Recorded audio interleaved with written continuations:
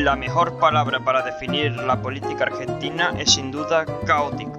La política del país del asado, el tango y Santiago Cuneo ha sufrido corrupción a mansalva, golpes de estado, 5 presidentes en un mes, atentados sospechosos, populismo, ideologías convertidas en religión y dictaduras. ¿Qué es de lo que vamos a hablar? Pues Argentina ha tenido entre 1955 a 1983 5 dictaduras, centrándonos en el vídeo del dictador más conocido que tuvo Argentina, Jorge Rafael Videla, quien fue dictador de 1976 a 1981.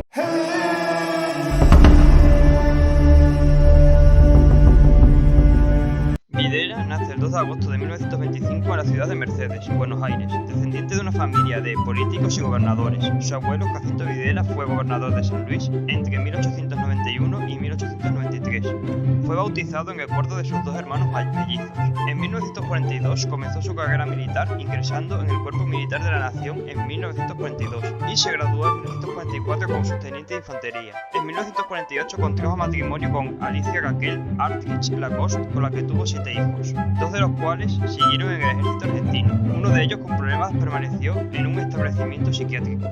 En 1954 obtuvo el título oficial de Estado Mayor, formó parte de la Secretaría de Defensa entre 1958 y 1960 y dirigió la Academia Militar hasta 1962. Un año después se adhirió al bando colorado durante los enfrentamientos armados de azules y colorados. Por último, asciende a coronel en 1966, a general de brigada en 1971 y pasa a ser jefe mayor conjunto de las Fuerzas Armadas en 1975, dejando el cargo ese mismo año para convertirse en comandante general del ejército. La causa de que Videla llegara a gobernar Argentina es una de las cosas que se producen al combinar el hambre con las ganas de comer, dado que entre finales de los 40 y principios de los 90, los Estados Unidos realizó el conocido como Plan Cóndor, un plan en el cual los Estados Unidos, bajo la supervisión del Nobel de la Paz Henry Kissinger, financiaba y supervisaba golpes de Estado y dictaduras de derecha con el fin de garantizar la seguridad e impedir el expansionismo comunista en América Latina. Y por otro lado, con la fragilidad que tenía en ese momento la democracia argentina, debilidad que aumentó con el fallecimiento de Juan Domingo Perón en 1974. En esos años, sociológicamente, Argentina estaba muy caliente con un grupo guerrilleros de izquierda como el FARC Montoneros, que era de los peronistas, por el RP marxista, y organizaciones parapoliciales de derecha, como la AAA, quien bajo la jefatura de López Rega, ministro de Bienestar Social de Perón, asesinó a cientos de personas de izquierda. En 1965, Videla ya intentó un golpe de estado fallido, en el que un número de aviones despegaron de la base aérea de Morán y ametrallaron la Casa Rosada. La rebelión fue parada 4 días después de desplazar a Héctor Foutano, el único leal a Isabel. Videla pasó la Nochebuena en Tucumán, donde impuso un ultimátum de 90 días al gobierno de Isabel para que ordenase el país. Entrando en 1976, los grupos de izquierda estaban diezmados. Las fuerzas militares, con el apoyo de los Estados Unidos, estaban ordenando el plan de operaciones del golpe, que contemplaba la necesidad de encubrir como acciones antisubversivas la detención de militares y opositores, desde la misma noche del golpe. El golpe se realizó en la madrugada del 23 al 24 de marzo, desviando el avión de Isabel Perón hacia el aeroparque Jorge Newbery, donde el general Jorge Rogerio Villarreal, junto con un contraalmirante y un brigadier, le comunicaron a esta: las Fuerzas Armadas se han hecho cargo del poder político y usted ha sido destituida, donde fue detenida y trasladada al Arsenal Naval de Azul, en Buenos Aires. A las 3:10 fueron ocupadas las estaciones de televisión y radio. Se cortó la programación regular y se emitió el primer comunicado implementándose el estado de sitio y la ley marcial, y se estableció el patrullaje en todas las ciudades. Durante el primer día, trabajadores, sindicalistas, estudiantes y militares políticos fueron secuestrados y en muchas ocasiones desaparecidos. Además de practicarse la tortura en la escuela de mecánica de la Armada, la apropiación de menores, hijas de padres de ideologías peligrosas para la patria según Videla, o lanzar presos en aviones al mar, conocido como los vuelos de la muerte.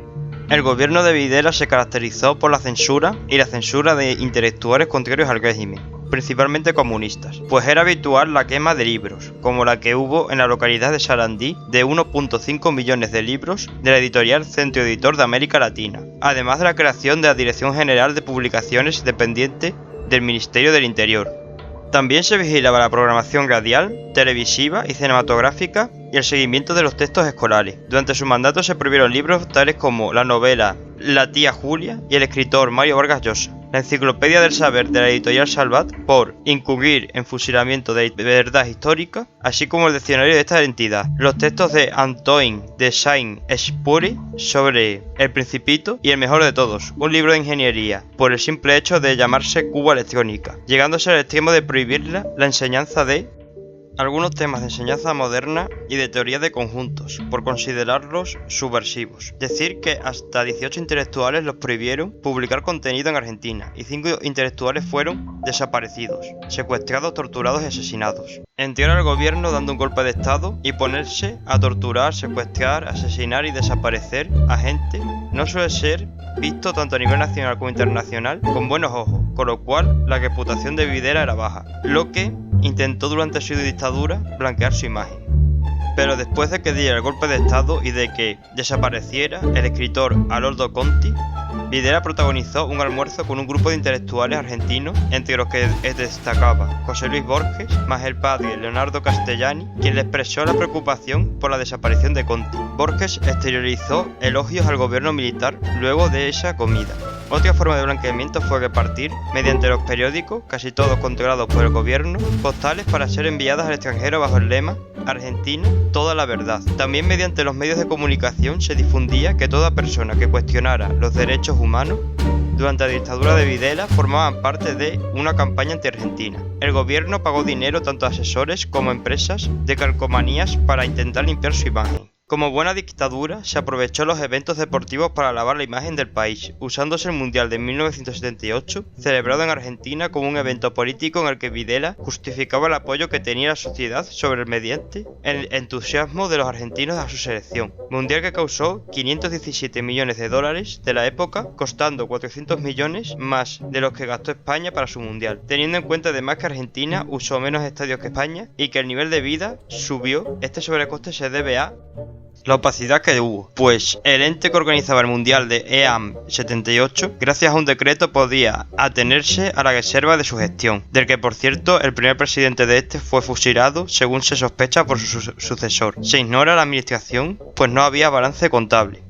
La organización del campeonato costó 10 veces más de lo previsto. Juan Alemán, quien cargó contra Lacoste, otro de los militares del proceso de reorganización nacional, y los despilfarros del Mundial. Sufrió el 21 de junio de 1978, 4 días antes de que finalizara el Mundial, un atentado del que salió ileso. Durante el gobierno de Videla, la corrupción y el clientelismo de amiguetes fue bastante frecuente, bueno, como con todos los gobiernos argentinos, pues muchas obras públicas sufrieron sobreprecios de las mismas, tales como el gasoducto Lomas de la Nata, entre Neuquén y Buenos Aires, construidos por Tecín, Sade y el grupo Macri, sí, el mismo de la familia del expresidente argentino Mauricio Macri, quien pasó en los 5 años de la dictadura de tener 7 empresas a 47, o la cementera Loma Negra, a la que se le autorizó la instalación de una nueva planta en la provincia de Cajatamarca y beneficios impositivos como la desgravación de 10 años del impuesto a las ganancias y el capital a las empresas y la exención de derechos de importación. También Videla estatizó deuda privada de empresas afines al régimen y la transfirió al Estado por 652 millones de dólares. Pese a que Videla practicaba políticas dirigistas, en particular a sus empresas aliadas, confió en aspectos económicos a Martínez de la Hoz, quien era de políticas más bien de libre mercado. Al contrario que con Pinochet, a Videla no le salieron bien estas políticas, pues si bien Argentina pasó de tener un PIB per cápita de 1.946 dólares en 1976 a 2.763.38 dólares en 1981, la misma Chile de Pinochet, que en 1976 tenía un PIB per cápita de menos de 1.000 dólares, en 1976 superó a Argentina en 1981 con un PIB per cápita de 2.975 dólares. La reducción de las barreras arancelarias en 1978 causó que la producción industrial se redujera a 10 puntos del PBI y en el sector textil se redujera a 15 puntos en el PBI, cerrándose fábricas como la de General Motors o Olivetti, y se aumentó la inflación, pues al cerrarse estas industrias muchos bienes se tenían que importar, haciendo que la inflación se disparara.